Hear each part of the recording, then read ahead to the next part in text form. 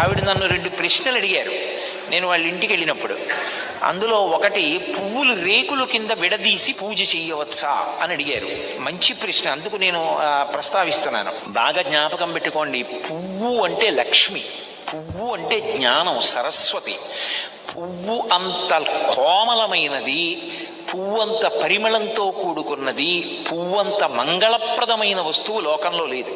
అందులో ఎర్రటి పువ్వు కానీ నేల మీద పడి ఉందనుకోండి, ఎవరైనా సరే దాన్ని తీసేయాలి ముందు, అది కింద ఉండకూడదు. ఎందుకో తెలుసా?